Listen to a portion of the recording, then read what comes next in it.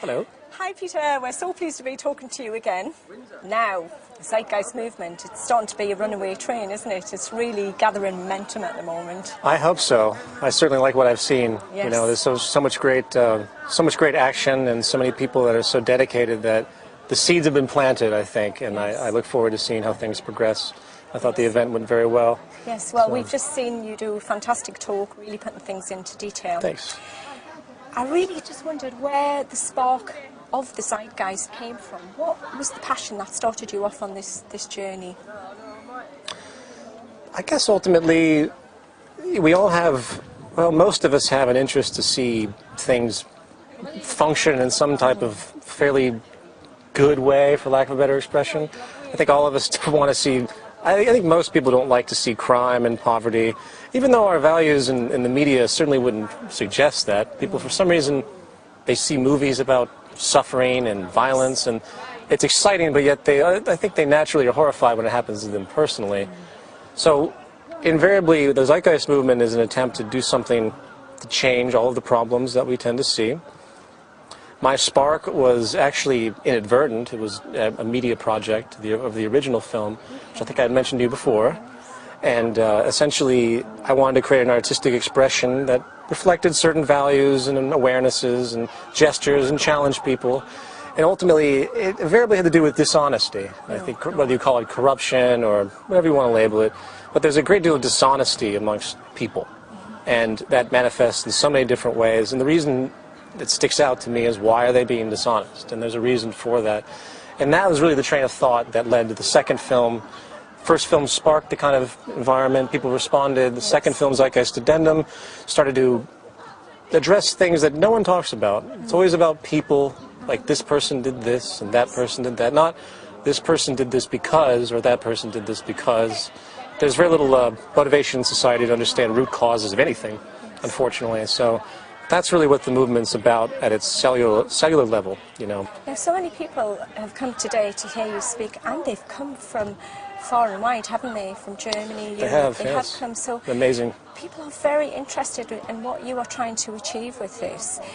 Now, so many people, millions in fact, are on board with the message of what you are trying to do and the change you are trying to bring about. How do we progress that, or how does one progress that yourself? Because I know you don't want to be just the focal point of the Zeitgeist. You do want to spread this far and wide.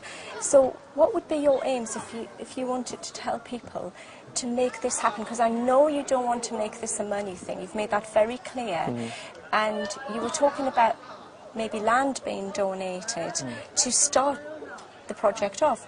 And what else would work? Well, the project isn't just I don't think this is what you're suggesting, but you mentioned land and the start of the project. The project begins right now. Okay. It begins in the sense of human identification and a sort of value adaptation to something that actually would work in society. In other words, we can't create, say, a utopia, even though there's no such thing as a utopia. Even if you created a utopia in its structure, meaning that there was no such thing as, there was abundance of everything in the utter extreme, like fantasy. If humans were just dropped into that environment as they exist today, they would still be killing each other.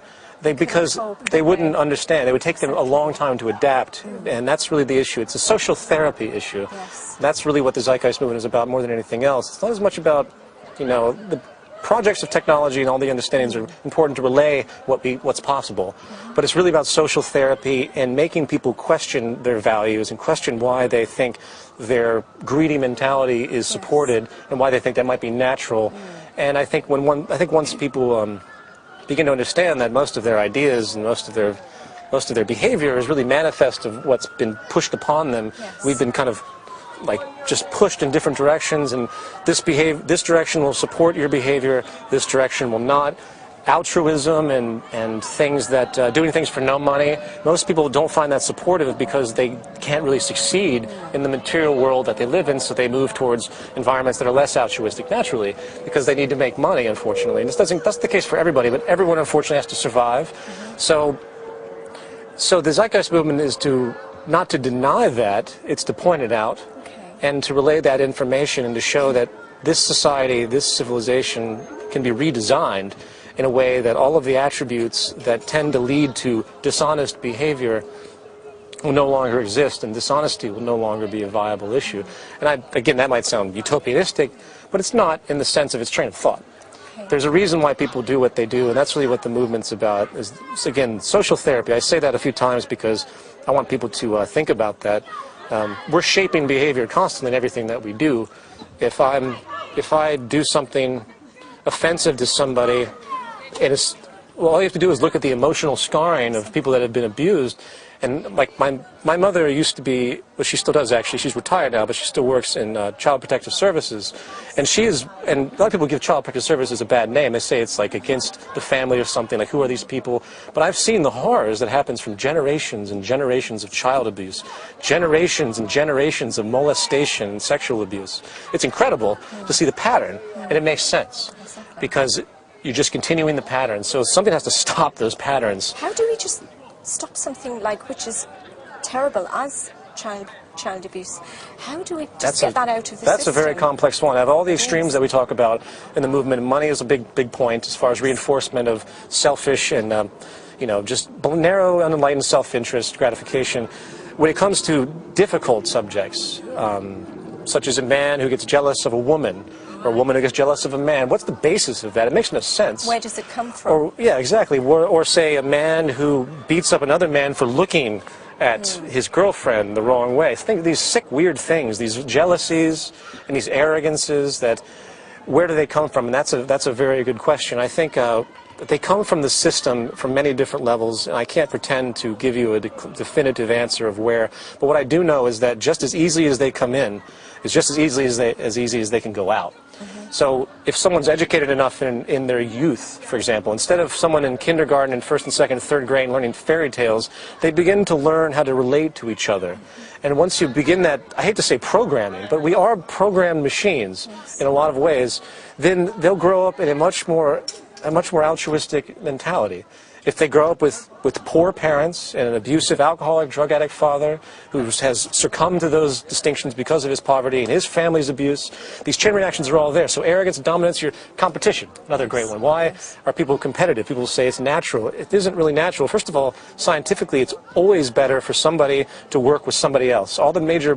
There's of course been great men who individually Albert Einstein, that can think, but he's building upon all of the information that was presented to him by all these scientists before him. Building on giants' shoulders. Precisely, the old Newton quote was precisely, and simultaneously, if you have a bunch of people in a meeting about a specific idea and they share their ideas, you're going to progress much more quickly than just one person competing and hiding their information from another person who's competing and hiding their information too.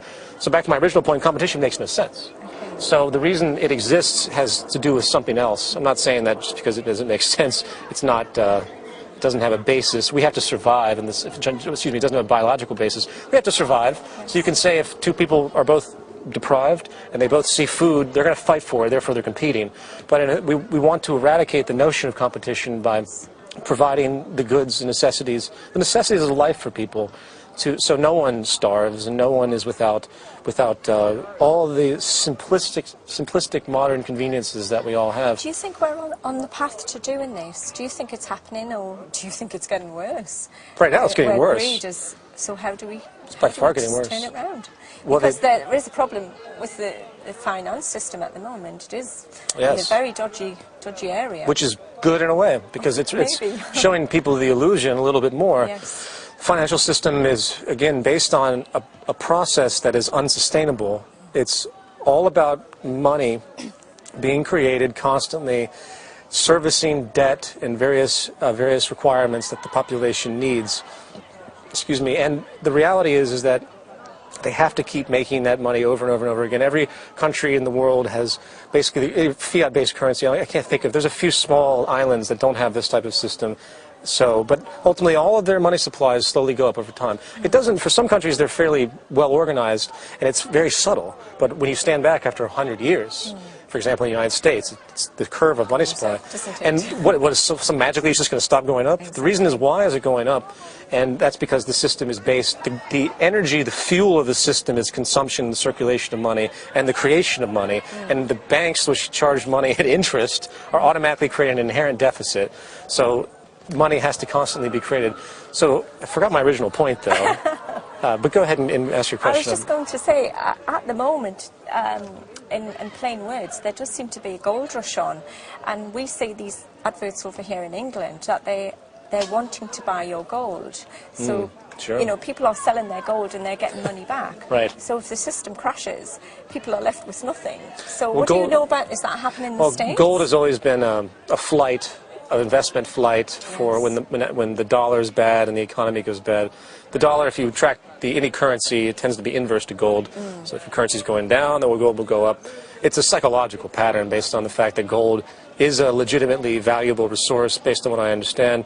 And it's generally scarce. Its utility, it has certain applications, but it's not really that applicable as far as what it can be used for. So it's basically psychology. Gold has value, and that's basically it. I mean, people are selling their gold because they can get currency for it. I think that's just equally as nonsensical. It doesn't mean anything. Obviously, people are doing what they have to survive. Gold standards, all of those things are equally as corrupt, because the value of gold is still determined subjectively. So even if you had a gold standard, which is a different topic of what you're talking about, you could still manipulate the value of the natural resource. Now, in this future idea that you have within your movement and the Venus Project, we see this wonderful place of the circular cities, and we saw that on the programme. Now, if we could get to that kind of society, it would be fantastic. But the question I did want to ask was, when everything is done like that and is provided, and there's only a small workforce that does need to keep things ticking and working, how do you see people spending their time? What will they do? That's always a common question. I think the value system as a society will be altered. I think we all have things that we like to do. I think you enjoy what you're doing.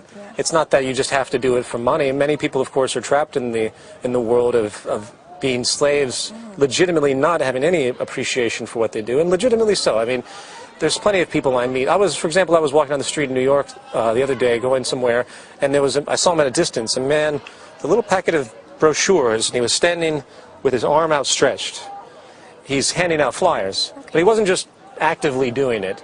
He decided, you could tell because he'd been doing it forever, I think. I spoke with him very briefly. He wasn't mentally ill. This is his job. He decided to stick his arm out with like a stand, like a statue, and hold it out if anybody wants to pick it. This was his job. So it was like mechanical. Absolutely mechanical, waste of life.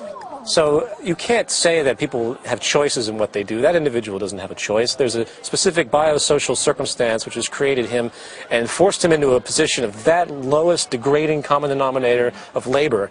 And unfortunately, that's the reality. So if you were to... People now, unfortunately, don't even know what they would do for many of them because they've been so conditioned. And there's an example that Jacques told me that I really like. Many, many years ago on an island, you'd have women that would carry harnesses with water, and every day they go down with these. You see this in cultures still today. These harnesses they have, and they go to the river and they get water, put it on their backs like this, and they walk up to their hut or wherever, and that's where they use to cook. They make a fire. What if someone said to them, "Hey, you know what? One day we're going to have water that you just turn a faucet on, and you're never going to have to go down to that river ever again," which they did 3 times a day. The woman might respond, "Well, what will I do?" Because that is the nature of our conditioning. If you don't have an awareness of what's possible, then you're trapped in a limited frame of mind. That's what our system does. We're constantly trapped in a very small frame of mind. Limited resources. You limit your possibility is what people are trapped into. Everyone's possibilities are limited and they can't see outside of it. I think people will do all sorts of incredible things. I think there will be a flourishment. Absolutely, they'll invent. Yes, they won't. Imagine right now if you took all of the military men on the planet, all of them. I don't even want to know. I don't want to think about the numbers. And you sent them all to school to become engineers and architects and technicians. Imagine how incredible the world might be.